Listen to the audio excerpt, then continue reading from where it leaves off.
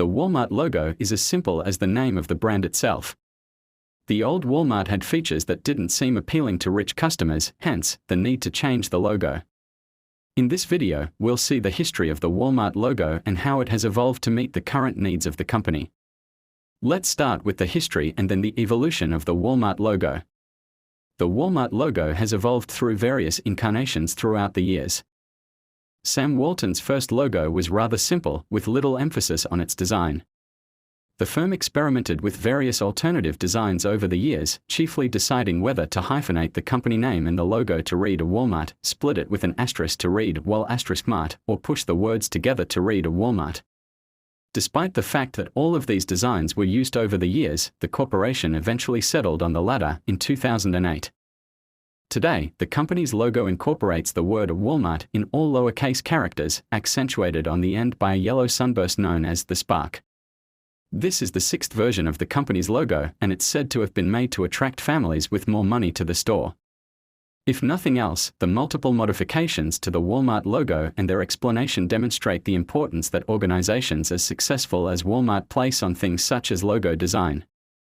But unlike its counterparts, the history of the Walmart logo isn't full of modifications, and it wasn't until 2008 that the company decided to rebrand and use vector graphics.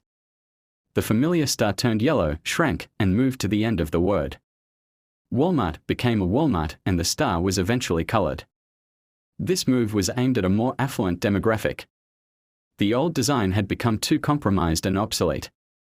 It was linked with cheap, low-quality items, deterring those who could afford more expensive, high-quality things. Meanwhile, the adjustments were made to the entire corporation, not just the logo. But what exactly do you see when you look at the design? What are the major elements of the Walmart logo? Prior to the unveiling of the most recent Walmart logo, Walmart used a logo with a red, white, and blue color scheme in an attempt to conjure patriotic appeal to their still predominantly USA-centric client base. The most recent logo was created with a soothing blue and yellow color scheme to be more pleasant and attractive to its clients all over the world. The modification was also required since Walmart was attempting to rebrand itself at the time in order to shed its image as a low-cost, lower-class corporation. Even though the old logo was great, Walmart knew that changing their logo was an important part of changing their image and associations, so they chose a completely new design to be the new face of the company. Linda Blakely said it best when she talked about the meaning of the spark in the logo. According to her, the spark represents innovation and inspiration, two things that have helped the company grow over the years. On the other hand, the logo's font is a simple sans-serif font.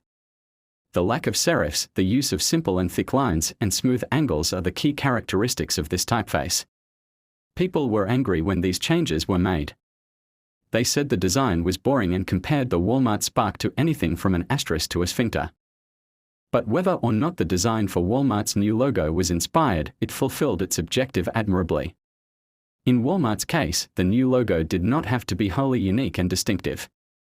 It just had to be different from their old one to show that the group was starting over and going in a new direction. This is an important lesson for anyone thinking about rebranding. If you want to radically modify your company's image, you must get away from anything that consumers identify with the company's previous identity.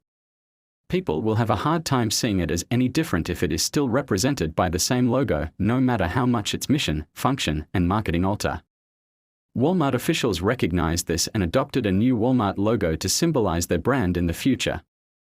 Finally, let's take a look at some important facts about Walmart. Walmart Incorporated is headquartered in Bentonville, Arkansas, and maintains a massive chain of discount department stores focused on providing the best value to their customers for a wide range of goods. Everything from food to musical instruments is available in Walmart stores. This company, established by Sam Walton in 1962, has grown to have a considerable global influence. They have roughly 11,700 outlets and operate in 28 countries under 59 distinct identities. Founder Sam Walton ran Walmart until his death in 1992. His heirs then acquired 51% of the company, creating Walmart Incorporated, a publicly traded family-owned company. In addition, the Waltons are the world's richest family, with a combined net worth of billions of dollars.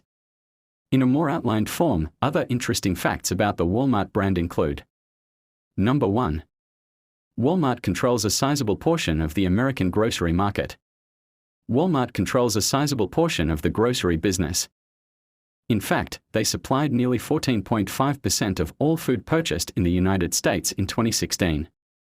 This figure is more than double that of their next competitor, Kroger, which had approximately 7.2% of the sales. The company even has its own in-house brand, Great Value, which is one of the highest-rated store brands in the entire country. In terms of selling groceries to Americans, Walmart is the market leader. However, due to the current Amazon Whole Foods transaction, they may soon be supplanted by same-day food delivery. This means that they should focus on building the infrastructure they need to compete with Amazon, which has already taken a lot of their business, both online and at their physical stores. Number 2, they had no success in Germany. Walmart's international prominence was established as early as the 1990s. When they opened more stores outside of the United States, they generally found success. Their operations in China, the United Kingdom, and throughout South America, for example, have proven to be some of the most profitable foreign expansions of any retail business, not just Walmart. However, this massive corporation does occasionally fail. For example, when the chain failed to take off in Germany, they closed down all of their outlets, which also happens to have the biggest economy in all of Europe.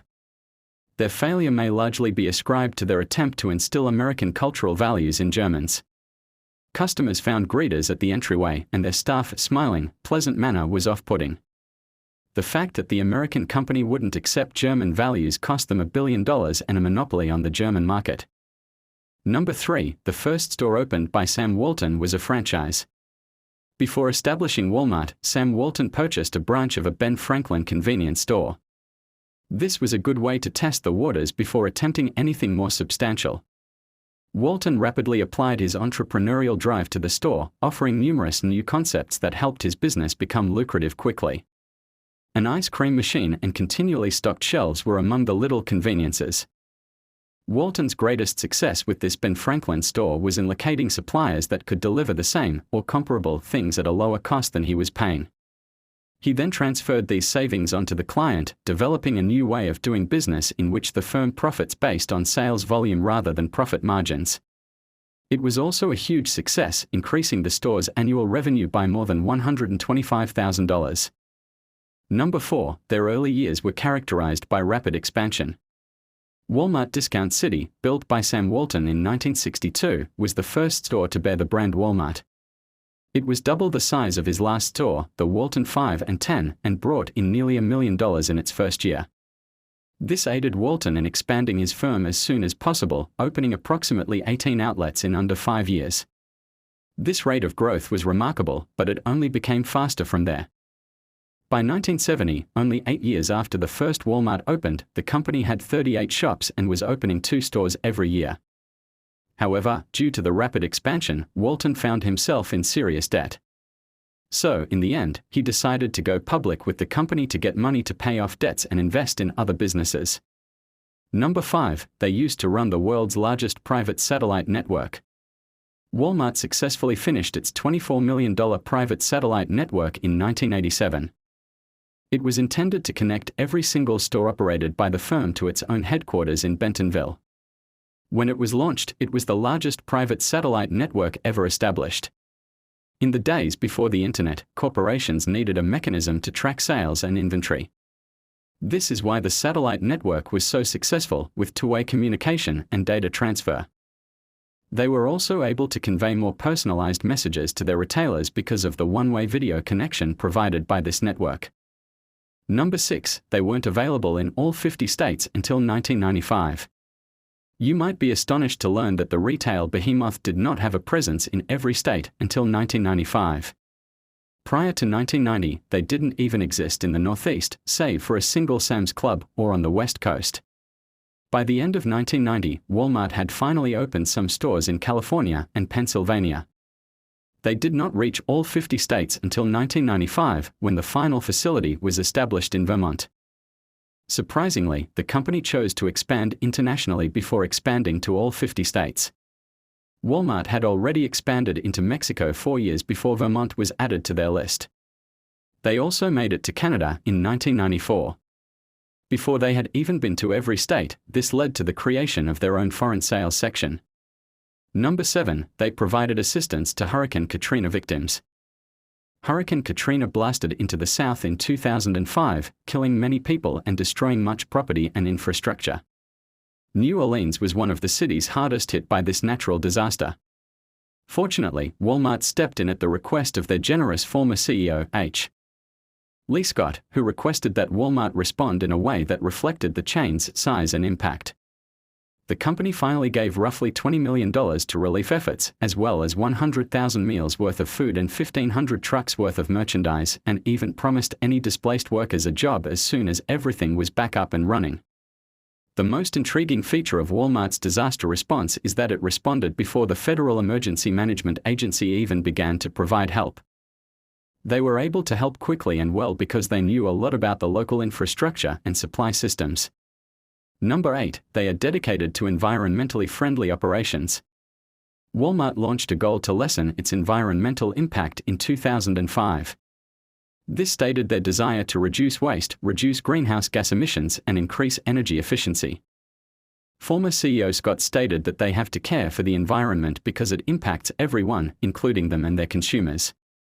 To attain environmental friendliness, the store invested much time in researching new ways to stay green. They, for example, offered technologies that would increase the fuel mileage of their trucks while simultaneously lowering the emissions created by those trucks. Another wild idea was to heat a whole store with discarded oil, both motor oil and culinary oil. This retailer's strong pursuit of environmental goals matches its business model perfectly. Number 9, Walmart established its own power company. This company is constantly looking for ways to cut its own expenses so that it can pass the savings on to its customers. One of their most daring actions was to assist in the formation and ultimate acquisition of Texas Retail Energy, an energy firm. Their major goal was to buy electricity at wholesale costs for their stores, saving them roughly $15 million each year. It is also worth noting that, following their acquisition of the company, Walmart now has the capacity to provide electricity to customers. In a deregulated atmosphere, this might signal trouble for other companies, as Walmart is notorious for cutting costs on almost everything they do. This might lead to Walmart's power being a lot cheaper than others, taking these other corporations out of the game. Number 10, there's been a crime wave in recent years. Some of this retail chain's sites have been troubled by crime. This began in 2000, when former CEO Scott attempted to save expenses by replacing cashiers with self-checkouts, limiting new hires, and even eliminating the renowned greeters from Walmart's entrance. Theft increased as a result. However, it significantly increased the number of attacks and gunshots on the premises. The crime situation became so severe that Scott's successor, Doug McMillon, instituted a brand new crime prevention strategy. This includes installing eye-level security cameras at self-service checkouts, employing data analytics to prevent credit card theft, and double-checking receipts.